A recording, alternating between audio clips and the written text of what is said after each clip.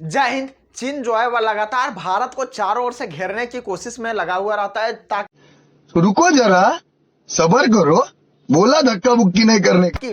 भारत को किसी भी तरह से कहीं से भी कंट्रोल किया जा सके, भारत के उन सभी जगहों पे नजर रखा जा सके जहां पे भारत के जो मेन पॉइंट है, जैसे भारत जहां से क्या करता है, चंद्रयान वगैरह लॉन्च करता है, जहां से भारत मिसाइलें वगैरह का परीक्षण करता है, लॉन्च करता है, जहां भारत के जो मैन्युफैक्चरिंग हब है, उन सारे चीजों पे भारत के नजर रखी जा सके। इस प्रकार से जो चाइना है वो क्या करता है, लगातार भारत को घेरने की कोशिश करते रहता है। समझ रहे हो? समझ रहे हो? समझ रहे हो ना? इसी के क्रम में, घेरने के क्रम में नेपाल को भी वह क्या कर लिया, अपने कर्ज के जाल में जकड़ लिया है। इधर नीचे श्रीलंका को जकड़ लिया है, उसके पश्चात किसको जकड़ लिया, इधर पाकिस्तान को तो जकड़ के रखा है पहले से, बांग्लादेश पर भी ये कदम धीरे धीरे उठा रहा है, इसको भी अब जकड़ लेगा। म्यांमार का भी हाल वही है। म्यांमार खैर अभी पूर्ण रूप से ये चीन के कब्जा में नहीं गया, लेकिन म्यांमार का भी वही हाल होते हुए दिखाई दे रहा है। यहाँ पे आप लोग देख सकते हैं एक वीडियो आज से मैंने 2 दिन पहले अपलोड किया था कि म्यांमार में क्या हो रहा है, कि वहां पे गृह युद्ध छिड़ गया है, जिसके वजह से वहां पे आम नागरिक है वो क्या कर रहे हैं, वहां से पलायन कर रहे हैं। वहां के जो सैनिक है, जो देश के जो बॉर्डर जो सिक्योरिटी यानी बॉर्डर के जो रक्षा करते हैं, उन लोग जो है वो हमारे देश में आके पुलिस के सामने सरेंडर किए हुए हैं। यह हालत हो गई है वहां पे, तो समझ सकते हैं कि किस प्रकार से इन लोग पर भारी पड़ने वाला है चीन। तो वहां से क्या करेगा, इन लोग के यहाँ कर्जा का यानी रोटी फेंकेगा, और फिर ये लोग रोटी के बदले उनके यहाँ क्या जाएंगे, उन लोग का काम करेंगे चाइना का।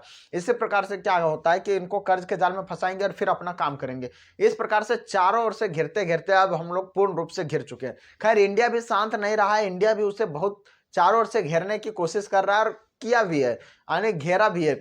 इसी को घेरने के क्रम में देखिए एक देश है जिसका नाम है नेपाल। नेपाल को इन्होंने क्या किया, इनको भी बहुत बेहतरीन ढंग से पहले इंडिया वाला समझाया बुझाया। चोटा ही महा चूतिया देश है, माना नहीं नेपाल। देखिए नेपाल को गाली हम लोग देना नहीं चाहते हैं, इसलिए कभी कभी इन लोग को मजबूरी में गाली देना पड़ता है। इनको चूतिया इसलिए बोलना पड़ता है क्योंकि ये इंडिया के पक्ष में आके चोटा जाता है वहां चीन से कर्जा मांगने के लिए। कौन है ये लोग, कहां से आते हैं? यहाँ पे देखिए नेपाल और भारत का जो रिश्ता है वो रोटी बेटी का रिश्ता है। गाली देना इसका हक नहीं बनता हम लोगों को नेपाल का, लेकिन कुछ मजबूरियां हैं जिसकी वजह से खुद अपने आप को सुनता है। ये नेपाल जो है वो भारत के फेवर में ना रह के भारत से इसका सीमा साझा करता है, चाइना से भी इसका सीमा साझा करता है। अब ये भारत और चीन को ये लड़ाना चाहता है, चोटा तेने ये कौन सी उखाड़ लेगा तुम लड़ा के यहाँ आए।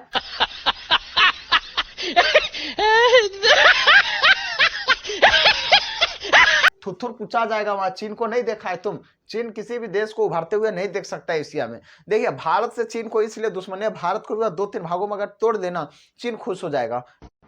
बाप को भेज, तेरे बस की बात नहीं। फिर भारत से भी इसका दुश्मनी खत्म हो जाएगा। चीन किसी भी देश को, सिर्फ चीन के अलावा किसी भी देश को अगल बगल में वो उभरते हुए देखना ही नहीं चाहता है। चीन उसे बर्बाद ही कर देता है। देखिए कर्ज के जाल में किसको नहीं फंसाया है, अफगानिस्तान को छोड़कर। अफगानिस्तान में जो तालिबान सरकार है उसके लिए बच गया, लेकिन अफगानिस्तान को अभी तक ये लपेट लिया रहता। पाकिस्तान को फंसाया, पाकिस्तान के बाद किसको फंसाया, यहाँ पे नेपाल को फंसाया। नेपाल में एयरपोर्ट बना चोटा इसको पूरा बर्बाद कर दिया। नेपाल को फंसाया, उसके बाद श्रीलंका को फंसाया, और भी जो अगल बगल के देश है सारे को ये फंसा ही रहा है, लगातार कोशिश ही कर रहा है। देखिए चीन के जाल में जो फंस गया नेपाल, अब देखिए वह किस प्रकार से चिल्ला रहा है कि मुझे बचाओ। चोटा लगता है जाए इधर से एक लाठी लेकर 2-4 लाठी और मार के चाइना में उसको रख दे, वहां हमेशा के लिए उसको फिक्स कर दे। और ये जो नेपाल का भाग हो इंडिया में आके मर्ज कर दे। नेपाल नाम का कोई चीज ही नहीं रहना चाहिए मेरे उम्मीद से। इसको नक्शा मिटा देना ही बेटर। जिस प्रकार से चाइना ने तिब्बत को मिटा दिया, उस प्रकार से इंडिया को नेपाल को मिटा देना चाहिए, भूटान को मिटा देना चाहिए। मस्त जोक मारा रे, ये हंस रहे हलकट हंस। देखिए ऑटोमेटिक सुधर जाता दुनिया। हालांकि वो बाद में देखा जाता क्या है वीटो क्या कुछ नहीं, बाद में देख लेते हम लोग क्या करता है। ऐसा जो चोटा में आता है उसको मार के उड़ा दो, पूरा जो चोटा आओ उड़ा दो वीटो तो। उसके बाद सिर्फ हम लोग का एक ही बहाना चाहिए था कि वीटो नहीं देते हम, इसलिए दुनिया के जो देश को पाएंगे उसी पर कब्जा कर लेंगे। पहले नेपाल पर, उसके बाद भूटान पर कब्जा कर लेना चाहिए। इधर म्यांमार पर भी कब्जा कर लेना चाहिए था, क्योंकि म्यांमार को हम लोग के यूएनओ में मुद्दा उठाना चाहिए था कि ये भारत का अखंड अभिन्न हिस्सा है, भारत के ये किसी कारणवश भी ये नहीं टूटा है। हालांकि म्यांमार अभी दिक्कत कर सकती है इससे जुड़ने में। हम लोग कश्मीर नहीं जोड़ पा रहे तो म्यांमार की बात सोचते हैं। खैर, इसका सोचना भी हम लोग के लिए गलत है, लेकिन क्या करें, हमारे देश के नेताओं की वजह से ये सारे क्या होता है कि ये सारे जो मुद्दा रहता है वो ठप पड़ जाता है। चीन का नेता कैसा है समझ सकते हैं आप लोग, जो क्या करता है, अपना क्षेत्र को छोड़िए, अपना क्षेत्र को तो अपना उसके पास है ही, दूसरा क्षेत्र को क्या करता है, कब्जा करते करते अपने क्षेत्र में वो पकड़ के रख लिया, जकड़ लिया है चाइना। अभी देखिए, चीन के जाल में बहुत ही बेहतरीन ढंग से अब नेपाल फंस गया। पहले चोट्टा ही ठीक था, ऐसे कुछ दिन पहले जब इसके यहाँ क्या था, एयरपोर्ट नहीं बना था उस समय। एयरपोर्ट जब से बनाए तब से इसके यहाँ कर्जा लगातार बढ़ गया है। अभी भी बर्बाद होने जिस तरह पाकिस्तान बर्बाद हुआ उस प्रकार से ये भी बर्बाद हो जाएगा। श्रीलंका भी बर्बाद हो गया, अब ये नेपाल भी बर्बाद हो जाएगा।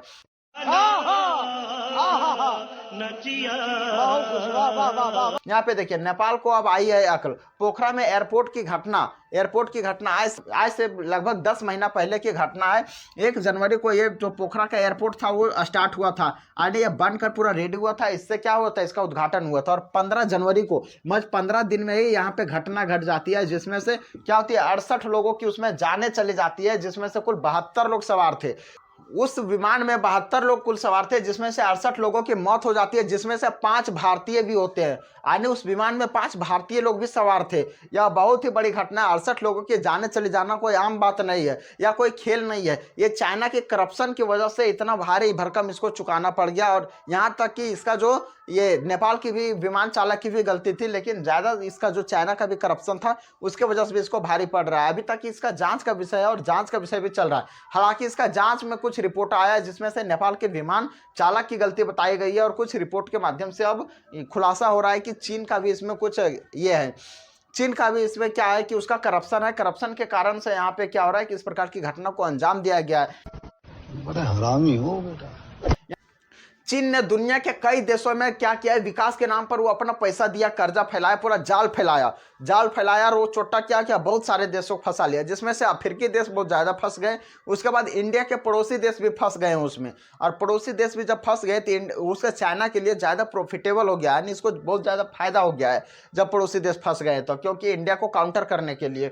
अब इनमें से देखिए, नेपाल भी इनमें से एक शुमार है, जितने भी सारे देश फंसे हुए पड़ोसी देश। तो नेपाल के सबसे बड़ा जो एयरपोर्ट है अभी वर्तमान समय में एक ही है, और वह है जो कौन सा है, सिमिकोट जो एयरपोर्ट है वह इंटरनेशनल है उसका, समझिए दूसरे देशों से वहाँ आते हैं, फ्लाइट वगैरह रुकते हैं, और वहाँ पे क्या करता है, नेपाल को अगर जोड़ता है दूसरे देशों से, वही है सिमिकोट एयरपोर्ट है। इसके अलावा एक जो पोखरा बनाया गया था यह हादसा का शिकार हो गया, डर से यहाँ विमान भी जल्दी से नहीं उतारने खोजता है। जैसे क्या होता है, पटना का जो हमारे देश में जो पटना का है, पटना का क्या एयरपोर्ट बहुत छोटा है, जिसकी वजह से क्या होता है, यहाँ पे हादसा का जो लगभग संभावना ये बनी हुई रहती है। और इसी प्रकार से यहाँ पे ये इसका यहाँ जो पोखरा का एयरपोर्ट है उस प्रकार से हो गया है। ये छोटा नहीं है पोखरा का एयरपोर्ट छोटा नहीं है, लेकिन इसका बनाने में करप्शन इस प्रकार से कर दिया गया है कि एक्सीडेंट है, यानी कि इसका दुर्घटना की संभावना यहाँ पे बनी हुई रहती है। पोखरा एयरपोर्ट बड़ा हरामी हो बेटा। एयरपोर्ट में $216 मिलियन का खर्च आया इसे कुल बनाने में। पोखरा एयरपोर्ट में ये कोई खेल नहीं है। $216 मिलियन, या अमेरिकी डॉलर की मैं बात कर रहा हूँ, जो अभी भारतीय रुपये में $1 का लगभग 83 रुपये के आसपास है। समझ सकते हैं, $216 मिलियन है। इसको आप लोग काउंटिंग कर लीजिए, मेरी थोड़ा सा मैथ वीक है, जो मैथ कैलकुलेशन आता है आप लोग कैलकुलेट कर सकते हैं। 83 रुपये करके $1 का जो कीमत है अभी 83 रुपये है, तो $216 मिलियन का खर्च कितना हो सकता है। चोट्टा क्या करता है, ये नेपाल जो है वह चीन को सारा भार दे दिया। चीन से 1970 से चोट्टा नेपाल परेशान है कि हमारा यहाँ क्या बना दो, हमारा यहाँ एयरपोर्ट बना दो, पोखरा में एयरपोर्ट बना दो, हम पोखरा में किसी भी प्रकार से रहेंगे। हमको पोखरा में बहुत सारा जो टूरिस्ट आता है इसे आ नहीं पाता है, पर्यटन स्थल डेवलप करना है, हिमालय के वहाँ पे मुख्य द्वार है, हमको बहुत बढ़िया से डेवलप करना है। चोट्टा इसका पूरा दिमाग खराब हो गया है। यहाँ पे जब बनाना ही था तो इंडिया को दे देता, क्या जरूरी था उसको चाइना को सौंपने के लिए। चाइना को सौंप दिया छोटा, चाइना अपने करप्ट है। हालांकि इंडिया अपना देश में नहीं बनाता है, लेकिन विदेश में बड़ी फास्ट इंडिया काम करता है। छोटा 5 साल में बना दिया रहता है। छोटा 1970 से पागल है, और यहाँ पे बनाने के लिए 10 साल पहले लगभग इसका डील हो गया था कर्जा का चाइना के साथ। इंडिया वाला बना देता, इतना तुम पहले बोल दिया रहता कि हमारा ये वाला भाग ले लो, हमका यहाँ पे क्या चाहिए, हमको एयरपोर्ट चाहिए, हमको यहाँ बढ़िया बेहतरीन ढंग से बना दो। कोई करप्शन वगैरह नहीं हुआ रहता इंडिया में। यहाँ पे जो नेपाल था वो क्या किया, चीन का एक कंपनी था जिसका नाम था CAMC, यानी कैमक एक कंपनी का नाम है चीन का, जिसको ये सौंपा था पूरा एयरपोर्ट को बनाने में, जिसमें से अभी 20 से ज़्यादा इसमें गलतियां खोजी गई है। एयरपोर्ट बनाने में करप्शन मटेरियल खोजी गई। सारा सामान यहाँ पे चाइना बहुत बेहतरीन ढंग से अगल बगल देशों में दिमाग लगाता है। क्या लगाता है दिमाग? सारा सामान वो अपने से देता है, इंजीनियर अपने यहाँ से भेजता है, कारीगर अपने यहाँ से भेजता है। सिर्फ जो गिट्टी ढोने वाला जो लेबर रहता है छोटा, सिर्फ यहाँ से मंगवाता है।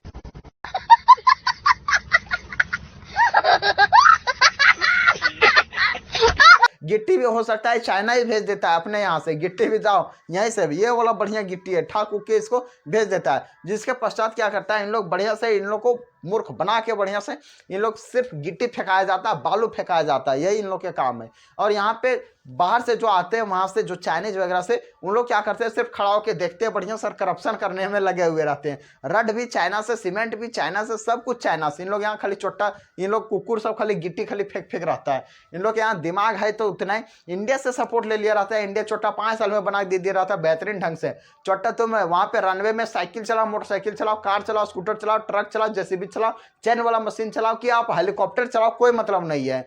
आप वहां पे कुछ भी करो, ये है इंडिया की खासियत। मेड इन इंडिया का जो प्रोडक्ट होता है बहुत ही हैवी होता है।